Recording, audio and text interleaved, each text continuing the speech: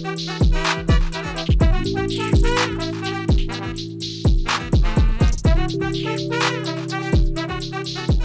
guys, Montel here, and thanks so much for tuning in to this edition of Free Thinking with Montel.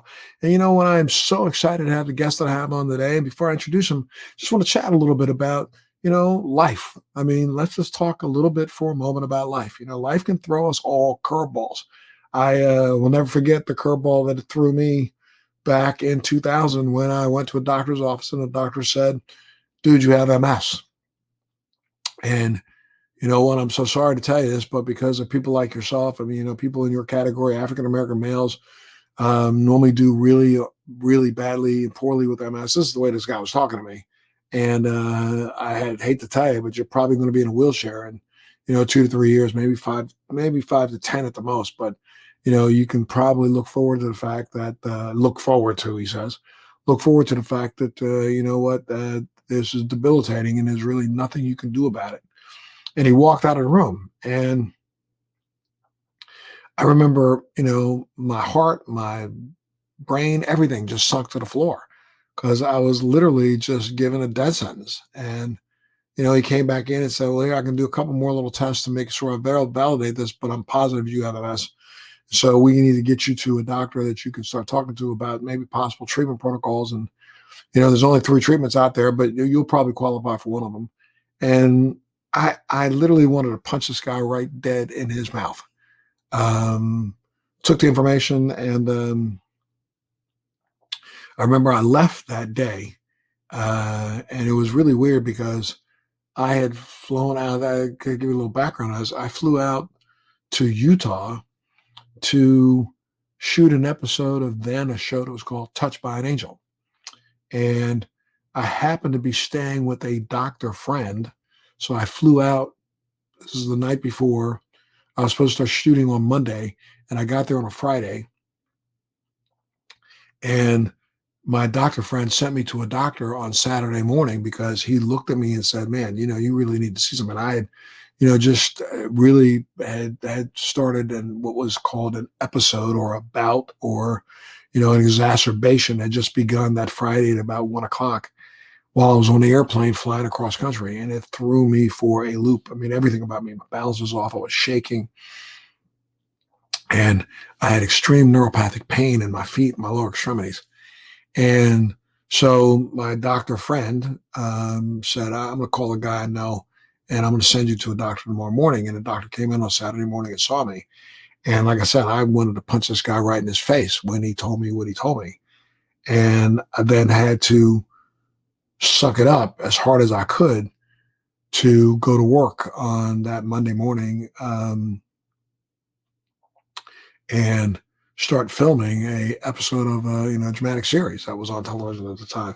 And I shot for 5 days before I went and sought out a second opinion, which, every single day after shooting, I was on the phone calling back east and calling the doctors and friends of mine, and finally got an appointment at Harvard, went to see a really, really one of the top doctors in the field.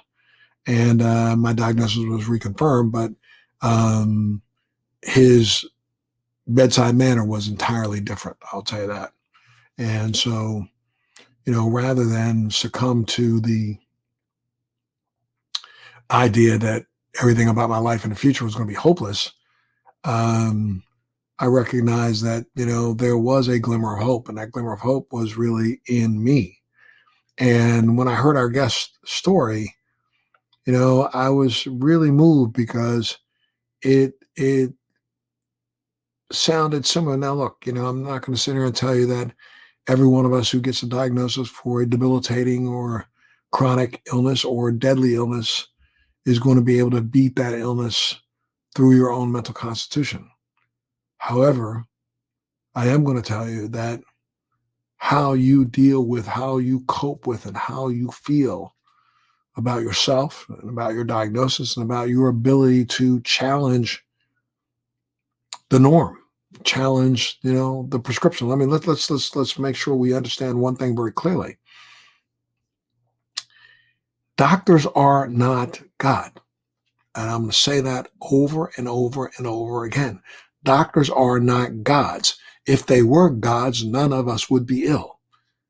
So the truth of the matter is they are just people who've gone to school, learned, studied, put some information in their brains to resuscitate or to regurgitate back to us when they come to a conclusion.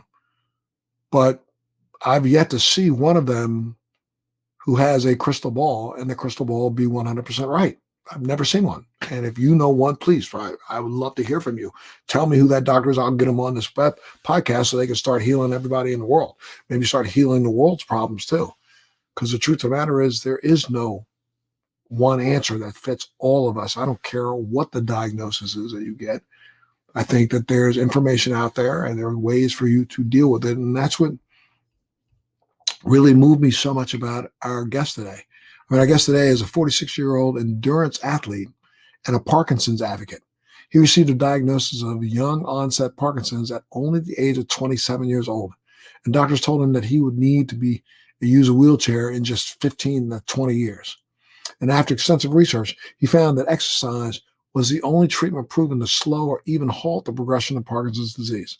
And since then, he has used fitness to battle his illness and collected an incredibly impressive record of being a 4-season veteran of American Ninja Warrior, and has competed in 1 ultra marathon, 16 marathons, 100 half marathons, numerous 5Ks, 10Ks, and triathlons. He and his wife have raised close to $500,000 for Parkinson's research, and he is best known for showcasing his feats of athleticism on his social media to serve as inspiration for his fans and those facing similar health challenges. Jimmy Choi, thanks so much. Welcome for Free Thinking, my friend. Thanks for coming on the show today, sir. Oh, thank you. It's an honor to be on the show, and thank you for the opportunity. And you know what? Before we all get started, I do want to say something real quick, and that is, I know you're a veteran. And I want to thank you for your service, and I know you're a great advocate for all veterans. And those who are still serving. So, thanks to you and everybody. We enjoy the freedoms that we do. So I wanted to say thank you before we get started.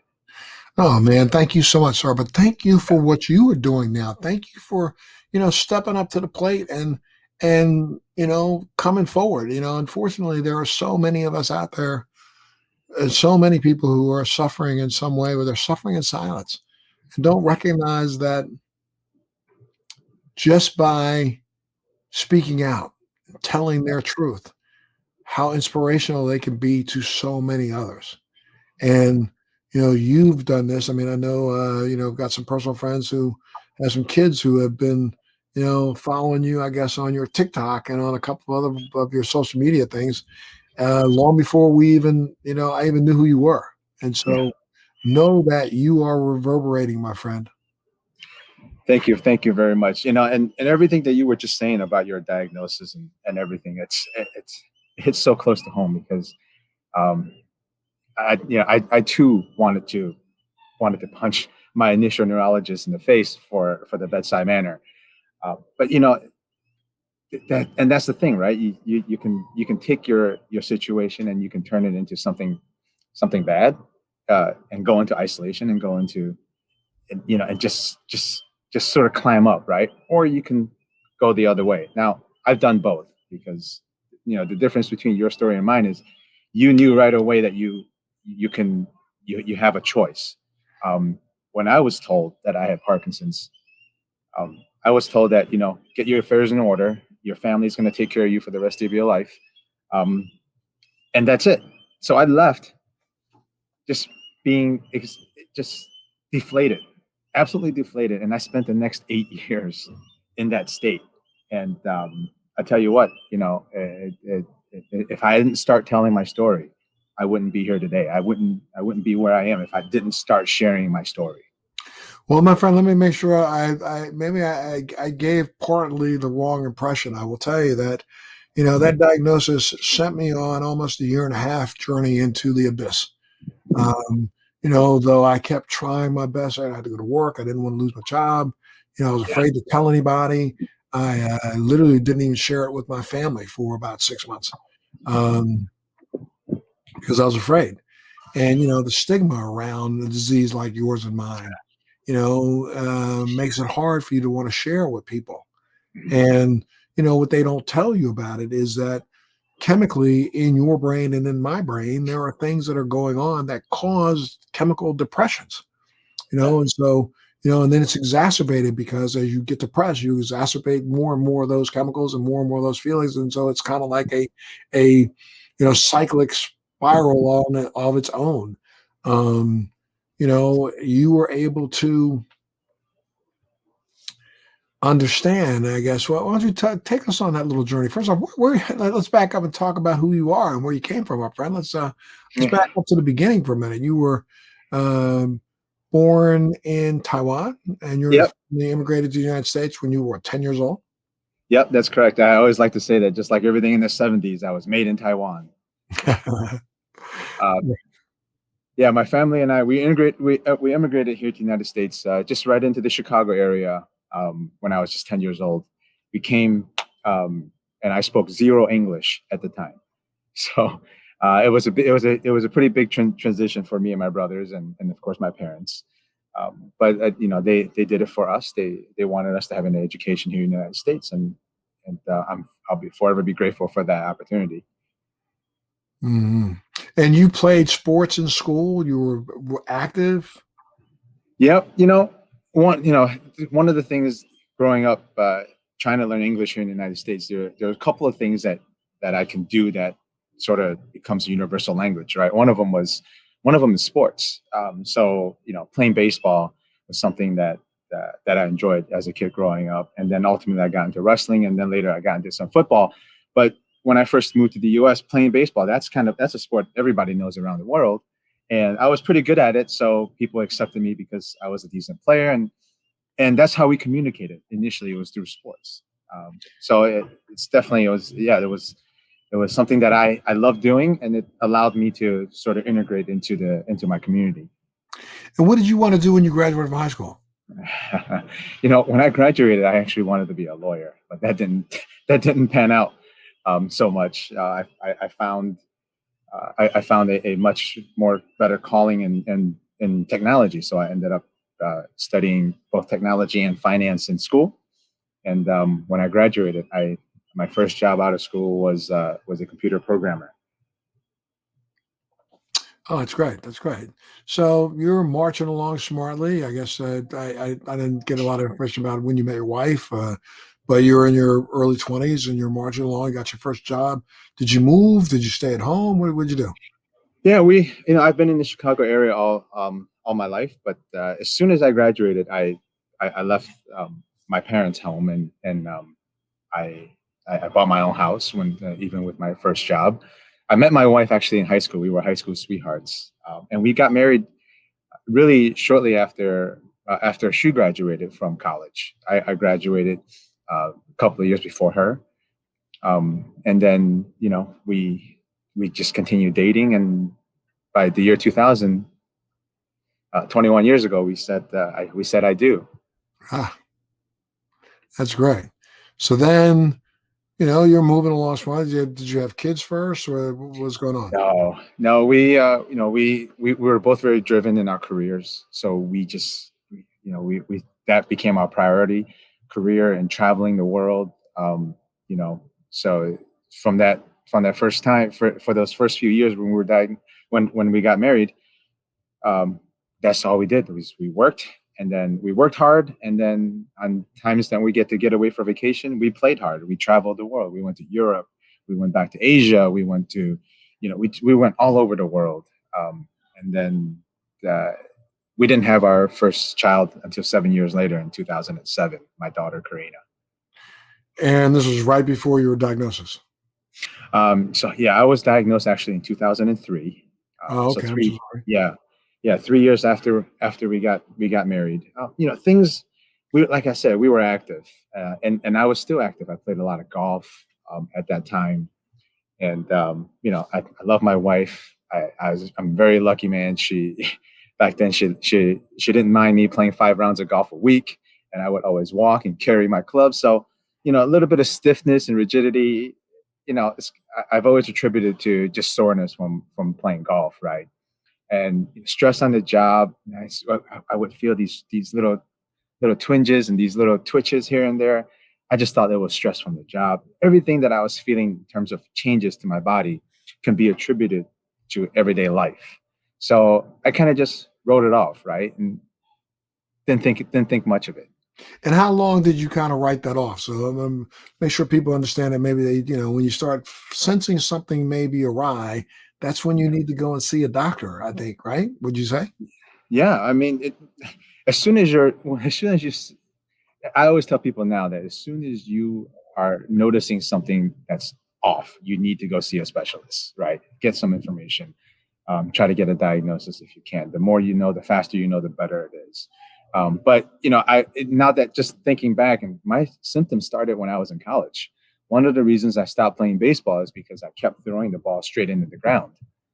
I couldn't release the ball in time. When my brain told my hands to release the ball, it wouldn't release. So one of the reasons I stopped playing was because I just simply couldn't throw anymore. But It's yeah, really interesting that you say that way because I I probably should have been diagnosed myself also right when I graduated from college. yeah, And very interesting, I was a, four sport player and when I was in high school also, I played football, played basketball, played baseball, ran track, I was a pole vaulter. Um, got into college, I was at the Naval Academy in Annapolis, Maryland. I was in the military and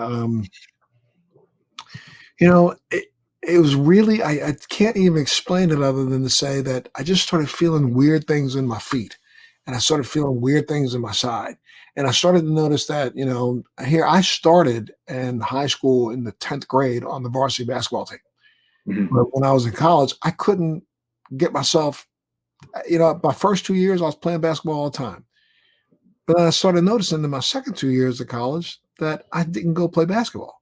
And I didn't go because in my mind, I didn't like the way my body was feeling while I was playing it. yeah, Now, I did, but I just wrote that off to, I'm getting too old, or I'm, lifting too many weights, and I'm doing things that counter intuitive to basketball. And yeah, started noticing that, when I was in high school, I could dunk a volleyball, but I couldn't dunk anymore when I was in college. And that's weird. And I couldn't coordinate my body to jump that high anymore. But I just wrote it off and didn't say anything about it. And then right before I graduated from the Naval Academy, I had what was a significant episode or bout that got misdiagnosed. So I went my entire 20 years in the military being misdiagnosed. Every year and a half, I would have some weird little feeling, go to see a doctor, and I was a really big weightlifter. I should say, when I say big weightlifter, I was a power lifter. So, I go see a doctor, and the doctor say, well, look at all the fucking weight, excuse my mouth, look at all the weight you keep putting on your back. You know what I mean? Stop that. And I was a big squatter. I used to squat like 500 plus. So, stop putting that weight on your back, and you probably wouldn't have these issues. You probably compress your spine. You probably compress your spine. That's like they kept saying this to me. And so I just believed it. yeah, And, but you're right. You should listen to your body. You should listen to yourself and understand that sometimes those kind of significant changes have a lot more to do with an underlying condition than it might just have to do with aging, right? absolutely. And and you mentioned it already, right? Doctors aren't they're not gods. They can make observations and they can tell you what they think they have. They can give you a diagnosis, but ultimately we are the ones that are living with it. We are the ones that know what we feel, um, and at the end of the day, we are going to be the experts of the disease or the ailment or the adversity that we live with, right? While doctors can be good guides, and there are many doctors out there that are very good at what they do.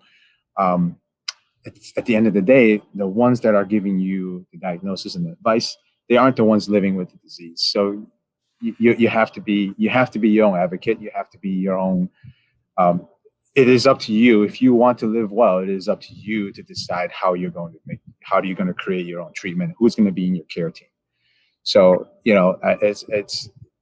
I think having speaking to different people and just the whole entire community around chronic illnesses. It's a very familiar story is that the people who do the best um, have that mindset of I need to be my own. advocate, and my treatment is for me. It's not going to be for everyone. I always tell people that ask me, how can I create my own exercise regimen that's like yours? I'm like, well, you can't, because I've been doing this for more than 10 years now. You're just starting out. You're not going to exercise like me. So figure out what works for you and start from there, and then build your way forward. Absolutely. Now, again, let's go back to that diagnosis. And, the first 7, 8 years, you literally almost succumbed to the isolation and that depression and that anger, did you not? I did. I did. Much like you, when I was given the diagnosis, I didn't tell anybody. I didn't tell my wife until I had to start taking medication. Um, the medication helped me at that time to the point where I can hide my symptoms, right? And I can hide my symptoms, just mask them. I was hiding, but progression is still happening. But just like you said, these changes happen so slowly and over time that my body is making adjustments to it. So for me, it doesn't feel like progression is happening that quickly. But for somebody that hasn't seen me in, say, 2 or 3 months, immediately they know something is wrong. So they're going to ask, hey, what's going on? Are you okay? And I'm like, yeah, I'm fine. But I did that for 8 years. And, I didn't tell my story. I didn't tell people what was happening. And there's always that elephant in the room. When you walk into a room, people know there's something not right, but they don't want to be rude and they don't want to ask. And I don't want to trouble people with my issues.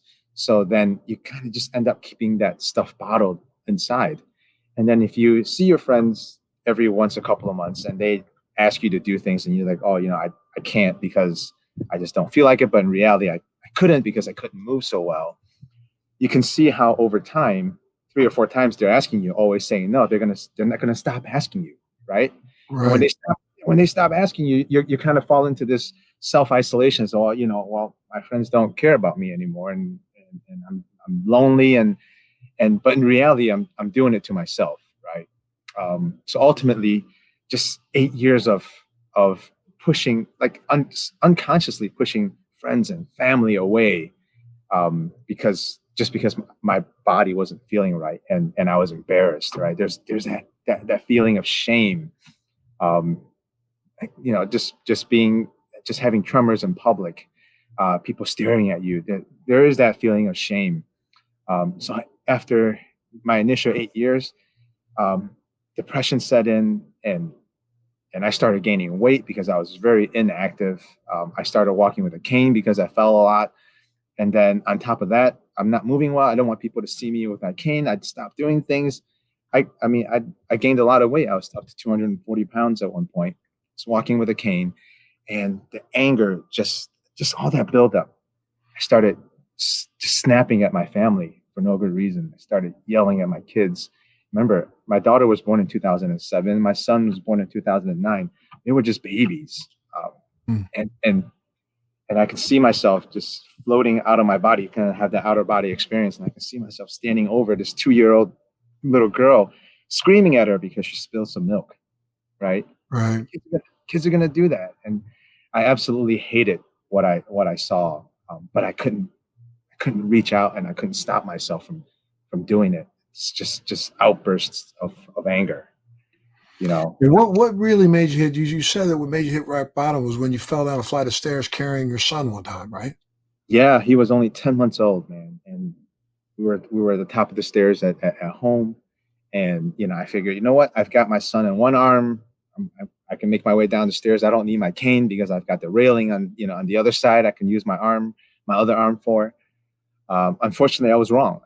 And my leg didn't cooperate with a step down the stairs. And my brain thought my leg had moved, but my leg didn't really move. So I tripped and I fell with my son in my arms down an entire flight of stairs. It was about 10 steps. So it wasn't a short fall. But it was at that moment, I kept him above my body the best I could. I took the brunt of the fall. What was the worst part was, I mean, it's bad enough that I had to carry my son and falling down entire stairs. The worst part is that my daughter and my wife witnessed the whole thing. And when she came over to grab my son and just looking up at the horror on their faces, it it clicked. Something clicked. It's look at your family's faces. Look what you've done to your son. You've become a a hazard, and you've become a burden to this family, just by carrying your son. And look at the horror on your daughter's face.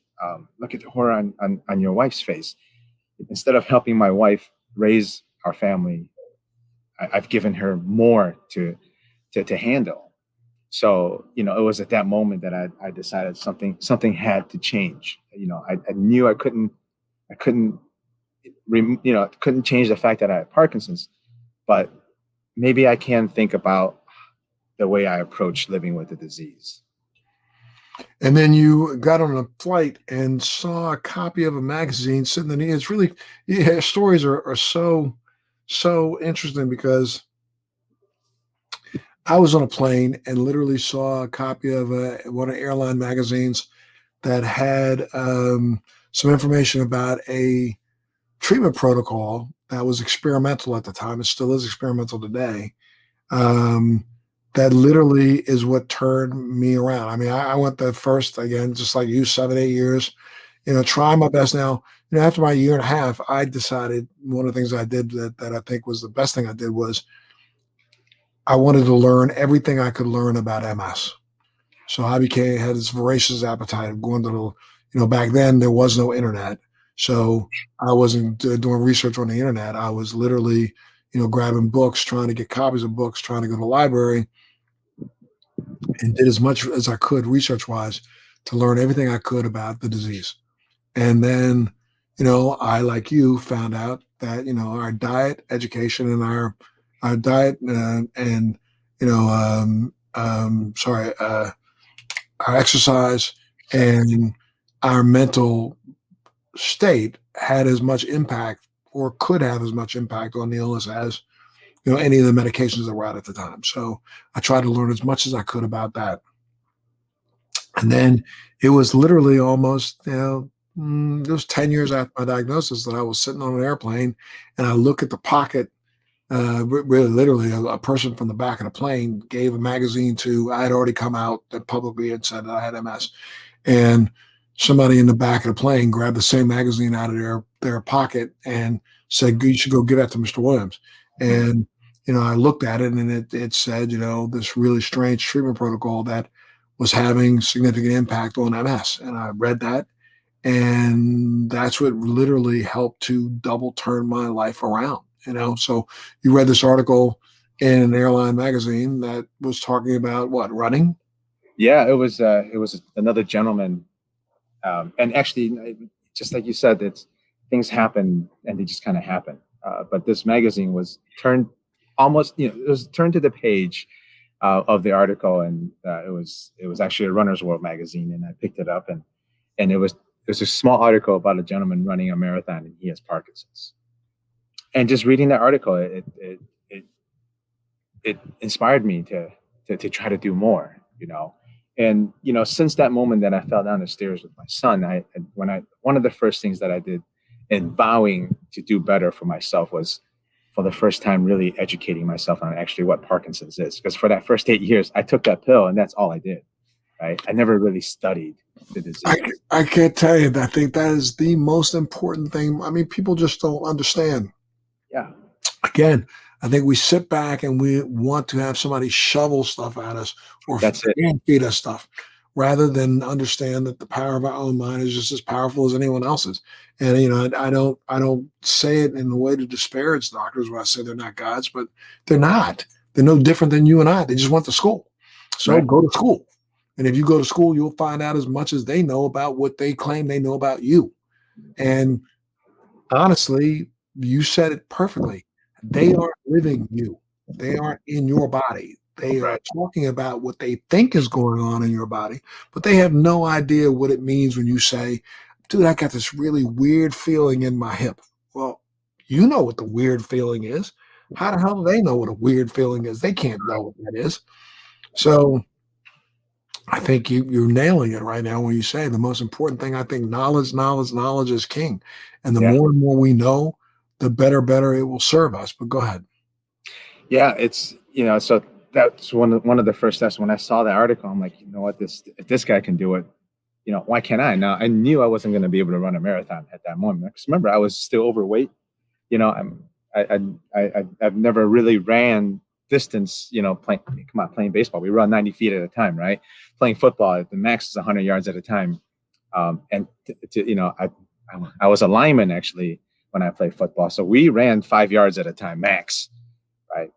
But just reading that someone living with the disease can be doing these incredible things physically, even though this is a movement disorder, it was incredible. It piqued my interest. So, I looked around and I started doing a lot of research. I started doing a lot of clinical trials because that's how it's going to help. I'm not smart enough to find a cure myself. I certainly didn't have the means to fund it myself. So the next best thing is for me to give up my body to clinical trials and research, right? And I tell you what, going back to the whole mental aspect of living with a chronic illness, this gives you an idea into my state of mind at the time, right? Remember, I just fallen down the stairs with my son, and I was still dealing with a lot of anger, and this is just the beginning of the turnaround.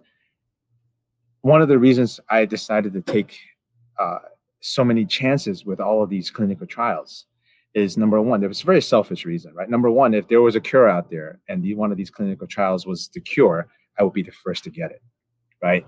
And number two, if it wasn't the cure, and some of these trials are pretty risky, it involve procedures and surgery and all these things, and taking pills that aren't tested, right? It's risky, but if anything should go wrong, and I happen to die because of these treatments, this is the state of my mind at the time, is that it wouldn't be so bad. It wouldn't be living with Parkinson's, right? So that kind of gives you an idea into the whole state of mind I was in. I was desperate. Basically the bottom line was that I was desperate, but starting to see other people and starting to read their stories about how they're handling it provided me with a lot of inspiration and a lot of motivation that, these people are doing something about this and they can live their best version of their life with Parkinson's. Why can't I? Right? So, I started doing every little thing every story that I would read, I would try to take a little bit of information from what they learned and try to place that into my own life. In this particular instance was exercise. This guy was running. He was running a lot. So I wasn't going to be able to do a marathon just yet. This is in 2012, but maybe I can run enough to make a 5K or a 10K or whatever, and just start slow and build from there. And that's exactly let's talk about that. Let's talk about that starting slow. You started slow by walking around the block with your family, right? Yep. I started walking around just with my family.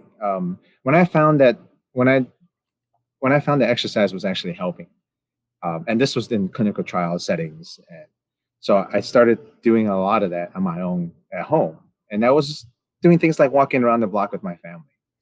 And when I felt comfortable enough, I would leave my cane at home and try to go without my cane, see how far I can get.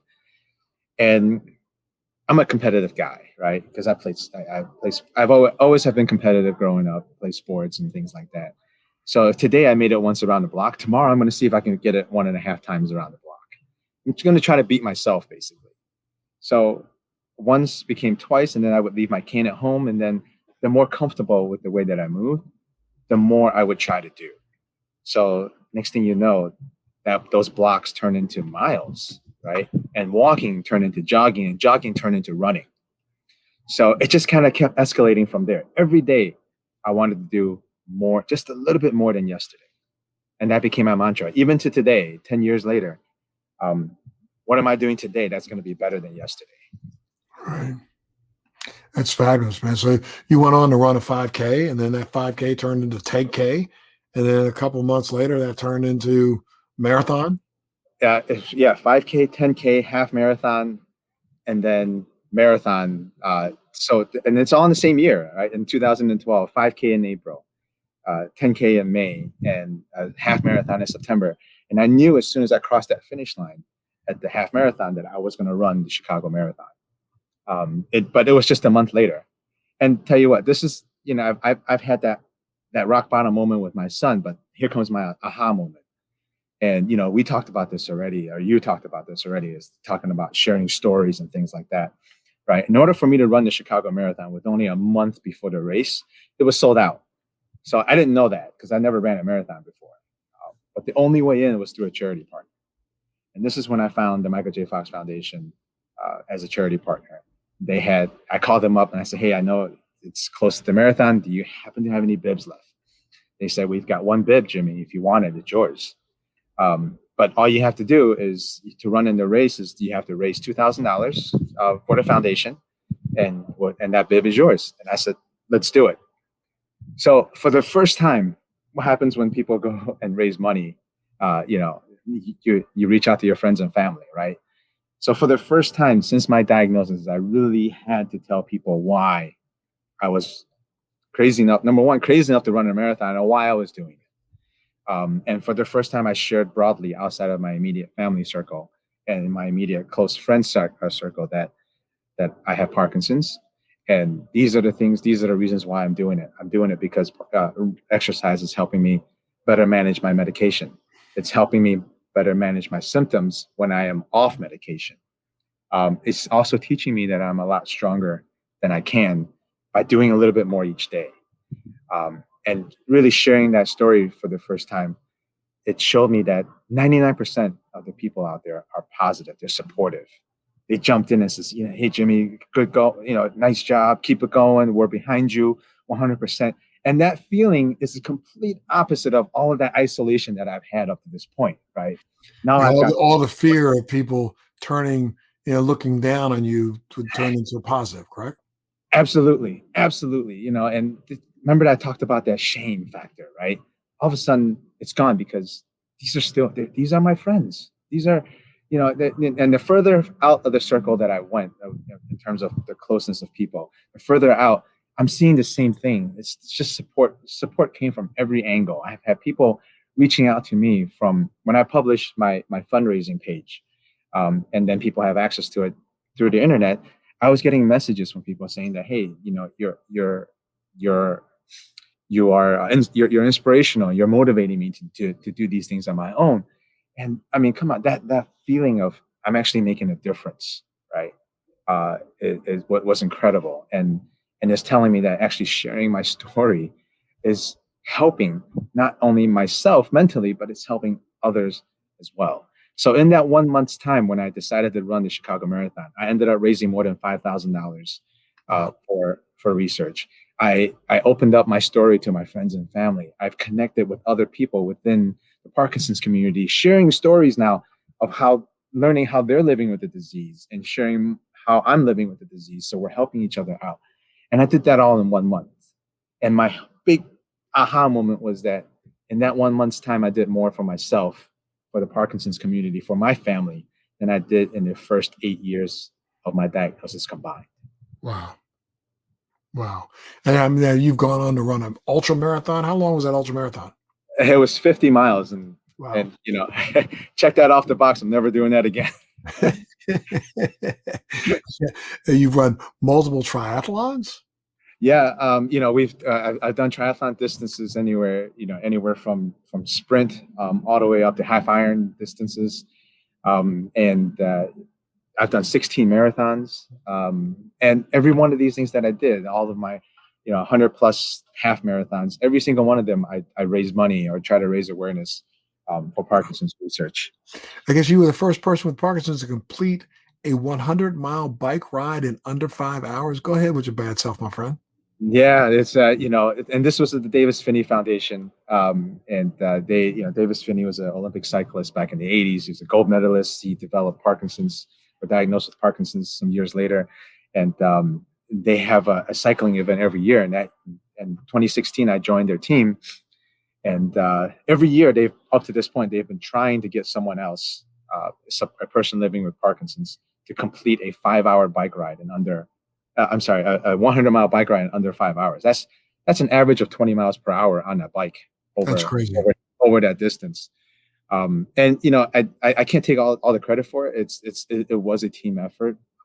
The team, they rallied around me, helping me with training. they guided me along the route. They protected me from elements, wind, and things like that to help me get through. But at the end of the day, we raised a lot of money.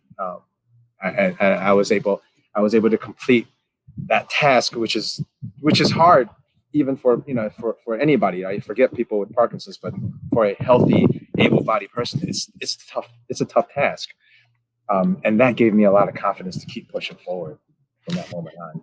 Now, you and your family used to watch American Ninja Warrior together, but was it not your daughter that kind of convinced you to go ahead and take a stab at it?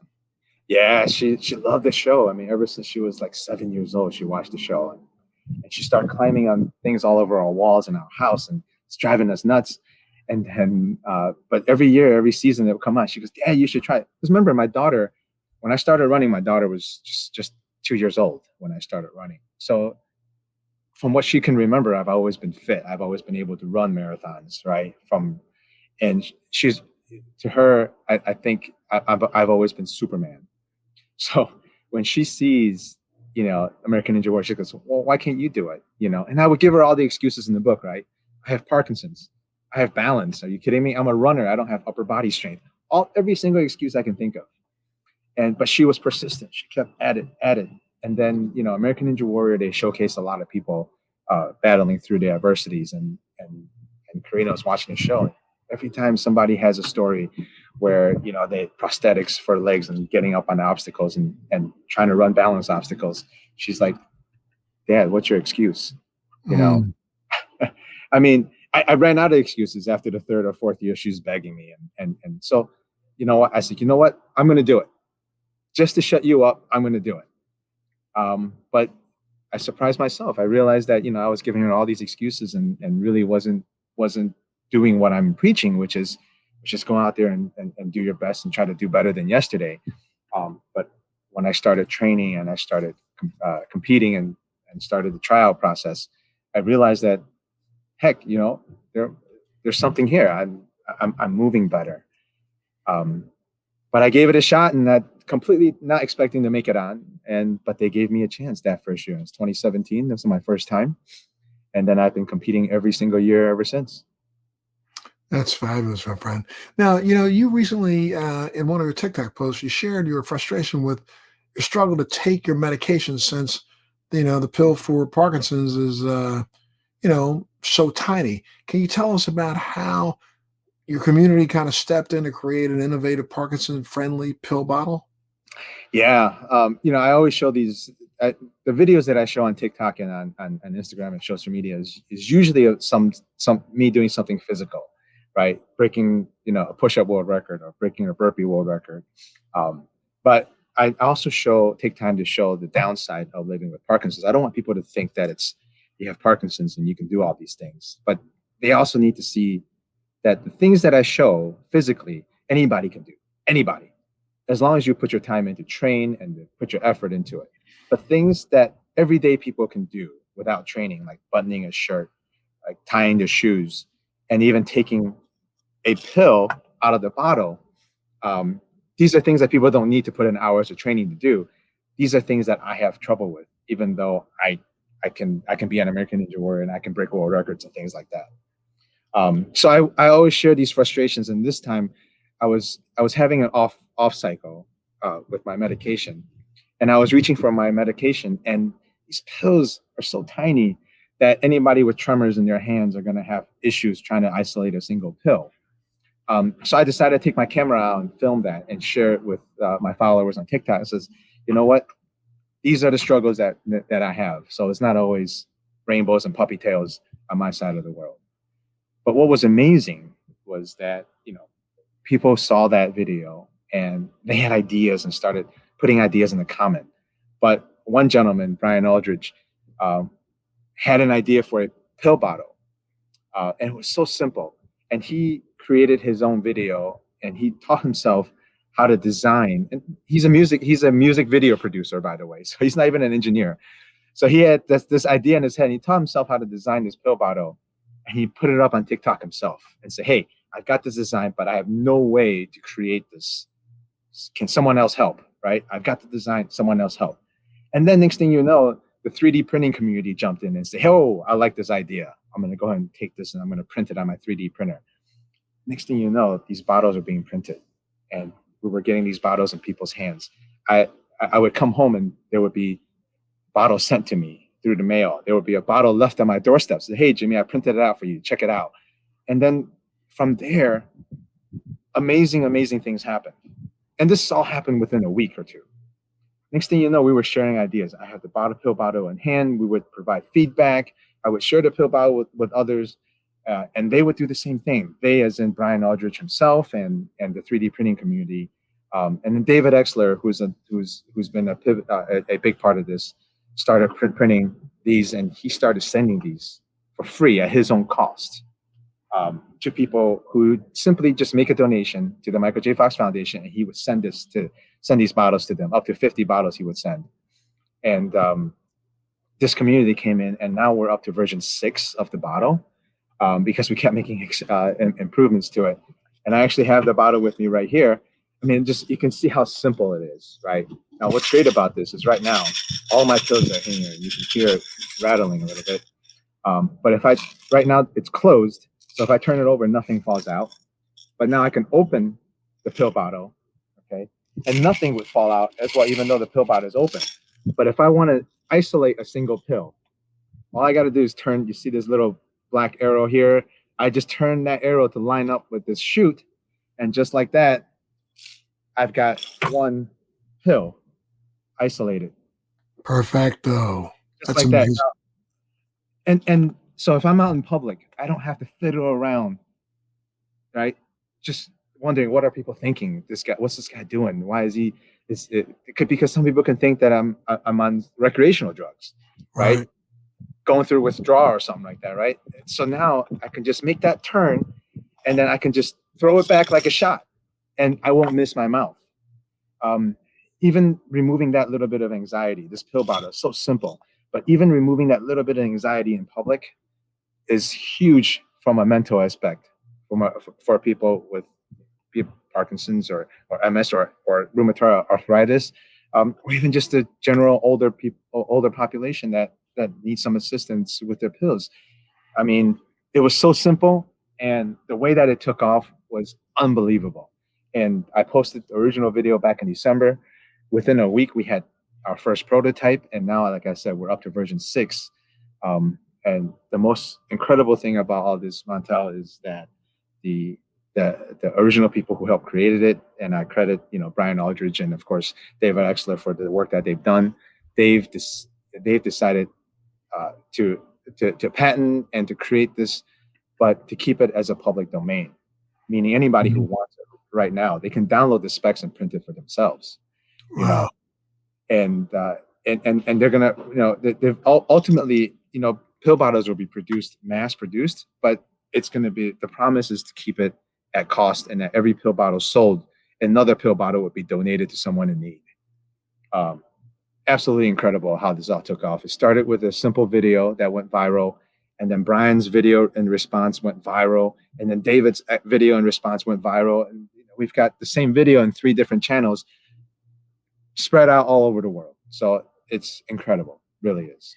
That's great, man. I would say that right there, that alone must inspire so many people. How do your fans inspire you, my friend?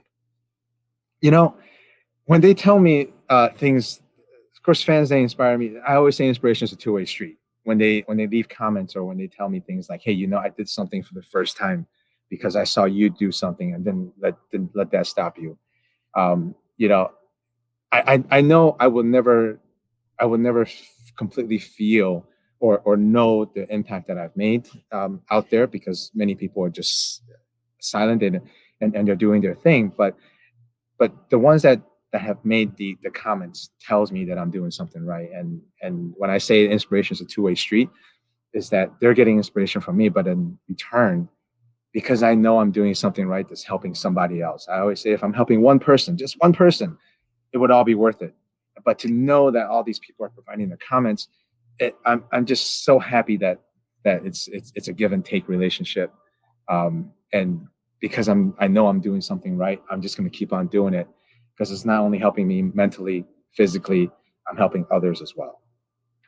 You've accomplished so much, my friend. I mean, really, I can't pick one thing myself. But if you, what's the one thing that stands out in your mind? What's your, most of your favorite? What are you most proud of accomplishing?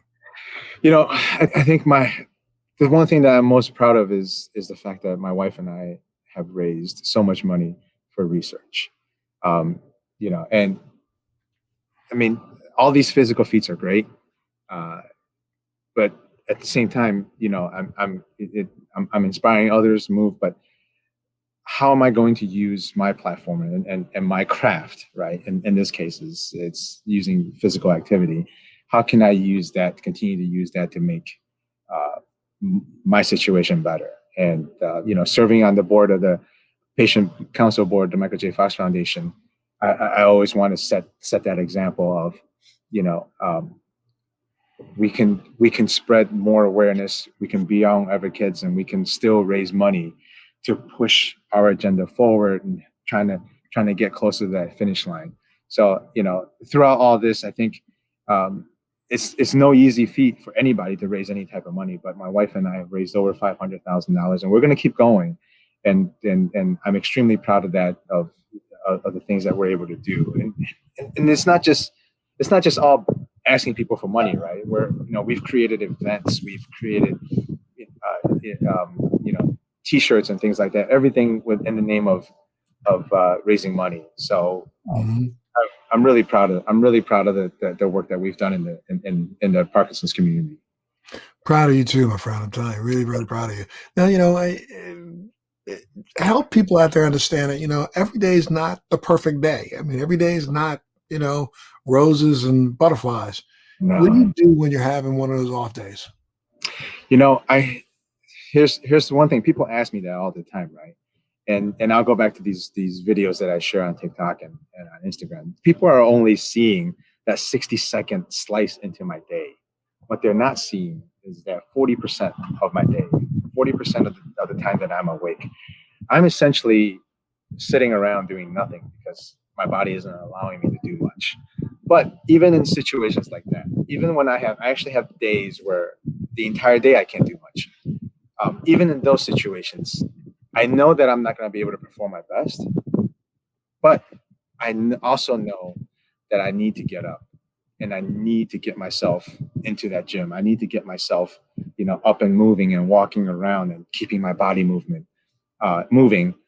Um, Even though I realize that I'm not going to be doing it as well as I might be able to. So it's really having that discipline of continuously pushing your body. No matter how well you're able to do it or not, you just got to keep doing it. Um, and three, because it teaches me something. It really teaches me that if I ever get into a situation where I'm in an airport or I'm getting into a situation where I'm out and about with my family and I hit one of these off episodes, right? By pushing myself when I'm at home, having these off episodes, I know what my body is capable of when I'm out there in the public. So that if I need to get myself to safety, if I need to get myself to a place where I can be safe, I can do it. So even in these periods of off times, I still continue to push myself. I try to do things.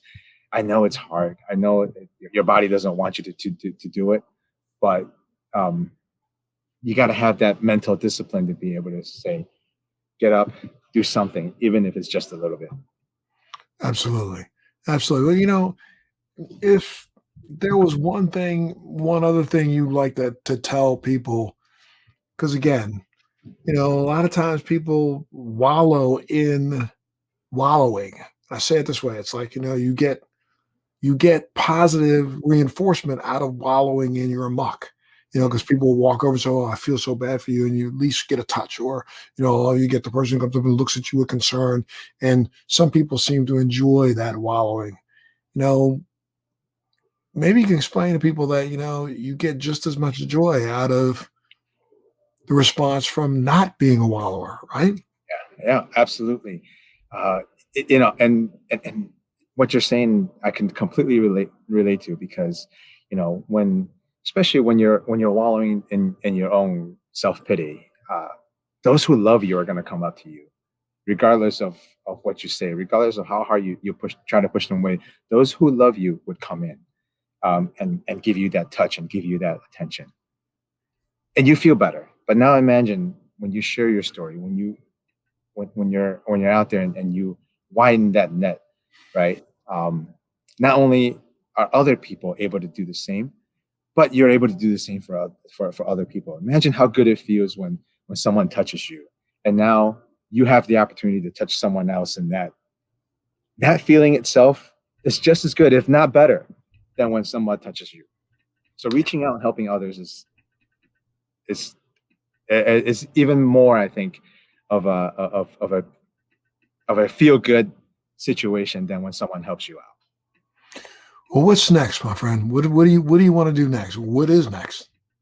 You know, I always say that Parkinson's, was a diagnosis that's going to be ever changing in my life, and that's how I'm going to live moving forward. Is I'm going to keep making changes that's going to adapt to the changes that Parkinson's throw at me. What is next for me is whatever is I need to do to stay ahead of my disease. And if I'm not progressing, that means I'm winning, because it is a progressive disease, right? If I'm not progressing this year, then I'm doing something right, and I'm going to keep on doing it. But, as far as personal challenges is concerned, I've broken world records. I've set, personal records. I've done all these things, but there's one thing I haven't done yet, which is finish that obstacle course on American Ninja Warrior. So if they give me the opportunity for one more shot, I'm gonna. That's what's next for me. Well, we're going to be rooting for you, my friend. Jimmy, thank you so much for being a part of Free Thinking with Montel today, my friend. I can't tell you thank you enough. I think that everybody who's looked in, tuned in today, will walk away a better person than they were before they started today. So thank you, sir. Keep up the good work. And you always have a home here on Free Thinking with Montel. Anytime you want to talk about something, anytime you just want to come and chop it up a little bit about motivating people, come on over here. We'd love to have you, okay? I love it. I love it. Thank you very much. Thank you for the opportunity. Thank you, Montel. So kiss those kids, kiss the wife. Much love to you guys. Stay safe, stay healthy. We'll see you soon, okay? And All you right. guys keep tuning in to Free Thinking with Montel. Thanks for joining me on Free Thinking with Montel. Please make sure you're subscribed and hit the bell to be notified when new episodes post each week. We'd love to hear feedback, so please send us your comments. Thank you.